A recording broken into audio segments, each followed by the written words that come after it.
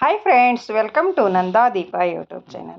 ಇವತ್ತಿನ ರೆಸಿಪಿ ಏನಂದರೆ, ಇಲ್ಲಿ ನಾನು ಪೂರಿಯನ್ನು ಮಾಡ್ತಾಯಿದ್ದೀನಿ. ಹೇಗೆ ಮಾಡೋದು ಅಂತ ನೋಡೋಣ ಬನ್ನಿ. ಮೊದಲಿಗೆ ನಾನು ಒಂದು ಪರಾತನ್ನು ತೊಗೊಂಡಿದ್ದೀನಿ. ಈ ಥರ ಇರುವ ಒಂದು ಪರಾತನ್ನು ತೊಗೊಳ್ಳಿ. ಅದಕ್ಕೆ ಮೊದಲು ಗೋಧಿ ಹಿಟ್ಟನ್ನು ಹಾಕ್ಕೊಳ್ಬೇಕು. ಎಲ್ಲರ ಮನೆಯಲ್ಲಿ ಇರುವಂಥ ಈ ಗೋಧಿ ಹಿಟ್ಟು ಎಲ್ಲರಿಗೂ ಗೊತ್ತಿರೋದೇ ತಾನೇ.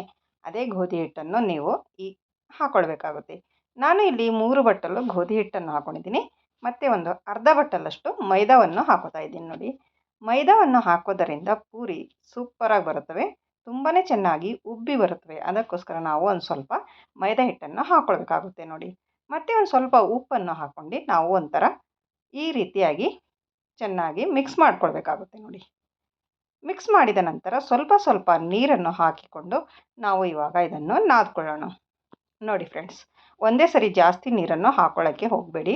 ಸ್ವಲ್ಪ ಸ್ವಲ್ಪ ನೀರನ್ನು ಹಾಕಿಕೊಂಡು ನಾವು ಇದನ್ನು ಚೆನ್ನಾಗಿ ನಾದ್ಕೊಳ್ಬೇಕಾಗುತ್ತೆ ನೋಡಿ. ಚಪಾತಿ ಹಿಟ್ಟು ನಾದ್ತೀವಲ್ಲ, ಅದೇ ಥರ ನಾವು ಈ ಹಿಟ್ಟನ್ನು ಕೂಡ ನಾದ್ಕೊಳ್ಳೋಣ ನೋಡಿ. ಚಪಾತಿ ಹಿಟ್ಟಿನ ಹದಕ್ಕೆ ನಾದ್ಕೊಳ್ಬೇಕಾಗುತ್ತೆ ನೋಡಿ. ಈ ಥರ ನಾನು ನಾದ್ಕೊಂಡಿದ್ದೀನಿ. ಸ್ವಲ್ಪ ಜಾಸ್ತಿ ಗಟ್ಟಿನೂ ಮಾಡೋಕ್ಕೆ ಹೋಗಬೇಡಿ, ಸ್ವಲ್ಪ ಲೂಸ್ನೂ ಮಾಡೋಕ್ಕೆ ಹೋಗಬೇಡಿ. ಇದೇ ಥರ ನಾದ್ಕೊಂಡು ಮೇಲಿಂದ ಒಂದು ಸ್ವಲ್ಪ ಎಣ್ಣೆಯನ್ನು ಸವರಿ ಒಂದು ಸ್ವಲ್ಪ ನಾದ್ಕೊಂಡು ನಾವು ಇವಾಗ ಇದನ್ನು ಒಂದು 10ರಿಂದ 15 ನಿಮಿಷ ನಾವು ಇದನ್ನು ನೆನೆಯಲು ಬಿಟ್ಬಿಡೋಣ. ಎಣ್ಣೆ ಹಚ್ಚುವುದರಿಂದ ಸ್ಮೂತಾಗಿ ಬರುತ್ತದೆ. ಅದಕ್ಕೋಸ್ಕರ ಎಣ್ಣೆಯನ್ನು ಹಚ್ಕೊಳ್ಬೇಕಾಗುತ್ತೆ. ಹಾಗೆ ಇಟ್ಟರೆ ಮೇಲೆ ಅಂಟು ಕಟ್ಕೊಳ್ಳುತ್ತದೆ. ಅದಕ್ಕೋಸ್ಕರ ನಾವು ಎಣ್ಣೆಯನ್ನು ಹಚ್ಚಿ ಚೆನ್ನಾಗಿ ಮುಚ್ಚಿ ಇಡೋಣ.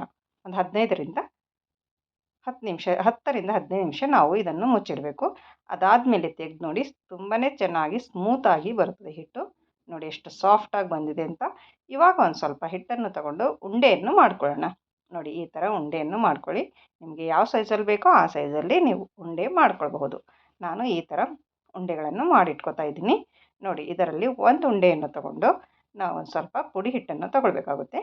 ಅದಕ್ಕೆ ಹಚ್ಚೋದಕ್ಕೆ ಪುಡಿ ಹಿಟ್ಟನ್ನು ತಗೊಂಡು ನಾವು ಇವಾಗ ಬೇಲಣಿಗೆಯಿಂದ ಲಟ್ಟಿಸ್ಕೊಳ್ಳೋಣ. ಚಪಾತಿ ಮಾಡುವ ಮಣಿ ಇರುತ್ತಲ್ಲ, ಅದ್ರ ಮೇಲೂ ಲಟ್ಟಿಸ್ಕೊಂಡ್ರೆ ನಡೆಯುತ್ತೆ. ನಾನು ಇಲ್ಲಿ ಗ್ಯಾಸ್ ಕಟ್ಟಿ ಮೇಲೆ ಲಟ್ಟಿಸ್ತಾ ಇದ್ದೀನಿ ನೋಡಿ. ನಿಮಗೆ ಯಾವ ಸೈಜಲ್ಲಿ ಬೇಕೋ ಆ ಸೈಜಲ್ಲಿ ನಾವು ಈ ಪೂರಿಗಳನ್ನು ಮಾಡಿಕೊಂಡು ಇಟ್ಕೊಳ್ಬಹುದು. ನಾನು ಈ ಸೈಜಲ್ಲಿ ಮಾಡ್ಕೊತಾ ಇದ್ದೀನಿ. ಜಾಸ್ತಿ ದಪ್ಪನೂ ಮಾಡೋಕ್ಕೆ ಹೋಗಬೇಡಿ, ಜಾಸ್ತಿ ತೆಳ್ಳಗನೂ ಮಾಡೋಕ್ಕೆ ಹೋಗಬೇಡಿ. ಮೀಡಿಯಮ್ ಸೈಜಲ್ಲಿ ನಾವು ಈ ಪೂರಿಗಳನ್ನು ಮಾಡಿಕೊಂಡು ಇಟ್ಕೊಳ್ಬೇಕಾಗುತ್ತೆ ನೋಡಿ. ಇದೇ ಥರ ಎಲ್ಲ ಪೂರಿಗಳನ್ನು ನಾನು ಮಾಡಿಕೊಂಡು ಇಟ್ಕೊತೀನಿ ನೋಡಿ ಫ್ರೆಂಡ್ಸ್. ನಾನಿಲ್ಲಿ 2 ಪೂರಿಯನ್ನು ಮಾಡಿ ತೋರಿಸ್ತಾ ಇದ್ದೀನಿ ನೋಡಿ. ಈ ಸೈಜಲ್ಲಿ ನಾನು ಮಾಡ್ಕೊಂಡಿದ್ದೀನಿ. ನಿಮಗೆ ಯಾವ ಸೈಜ್ ಬೇಕೋ ಆ ಸೈಜಲ್ಲಿ ನೀವು ಮಾಡ್ಕೊಳ್ಬಹುದು. ಮತ್ತು ಇಷ್ಟು ಮೇಲೆ ಎಣ್ಣೆಯನ್ನು ಕಾಯೋದಕ್ಕೆ ಇಟ್ಟಿದ್ದೀನಿ. ಎಣ್ಣೆ ಇವಾಗ ಚೆನ್ನಾಗಿ ಕಾಯ್ದಿದೆ. ಇವಾಗ ನಾನು ಇದಕ್ಕೆ ಒಂದು ಪೂರಿಯನ್ನು ಹಾಕ್ಕೊಳ್ತೀನಿ ನೋಡಿ. ಮೈದಾ ಹಿಟ್ಟು ಹಾಕೋದರಿಂದ ಚೆನ್ನಾಗಿ ಉಬ್ಬಿ ಬರುತ್ತವೆ ಪೂರಿ, ತುಂಬಾ ಸಾಫ್ಟಾಗಿ ಕೂಡ ಬರುತ್ತವೆ. ನೀವು ಬರೀ ಗೋಧಿ ಹಿಟ್ಟಿನಲ್ಲಿ ಮಾಡಬೇಡಿ, ಸ್ವಲ್ಪ ಮೈದಾ ಹಿಟ್ಟನ್ನು ಮಿಕ್ಸ್ ಮಾಡಿಕೊಂಡು ಮಾಡಿ, ತುಂಬಾ ಚೆನ್ನಾಗಿ ಬರುತ್ತವೆ ನೋಡಿ. ಎಷ್ಟು ಚೆನ್ನಾಗಿ ಹತ್ತಿಯಂತೆ ಉಬ್ಬಿ ಬಂದಿದೆ ನೋಡಿ. ಎಷ್ಟು ಚೆನ್ನಾಗಿ ಬಂದಿದೆ ಅಂತ ಪೂರಿ. ಸೂಪರಾಗಿ ಕಾಣಿಸ್ತಾ ಇದೆ ಅಲ್ವಾ? ನೀವು ನೋಡಿದ್ರೆ ತಾನೇ ಗೊತ್ತಾಗ್ತಾ ಇದೆ ಎಷ್ಟು ಚೆನ್ನಾಗಿ ಬಂದಿದೆ ಅಂತ. ಮತ್ತು ನಾನು ಇನ್ನೊಂದು ಪೂರಿಯನ್ನು ಮಾಡಿ ತೋರಿಸ್ತೀನಿ ನೋಡಿ. ಇದನ್ನು ಕೂಡ ಅಷ್ಟೇ ಚೆನ್ನಾಗಿ ಉಬ್ಬಿ ಬರುತ್ತದೆ ನೋಡಿ. ನೋಡಿ ಎಷ್ಟು ಚೆನ್ನಾಗಿ ಬಂದಿದೆ ಅಂತ, ಸೂಪರಾಗಿ ಬಂದಿದೆ ನೋಡಿ. ಇದೇ ಥರ ನಾನು ಎಲ್ಲ ಪೂರಿಗಳನ್ನು ಮಾಡಿಕೊಂಡು ಇಟ್ಕೊತಿದ್ದೀನಿ ನೋಡಿ.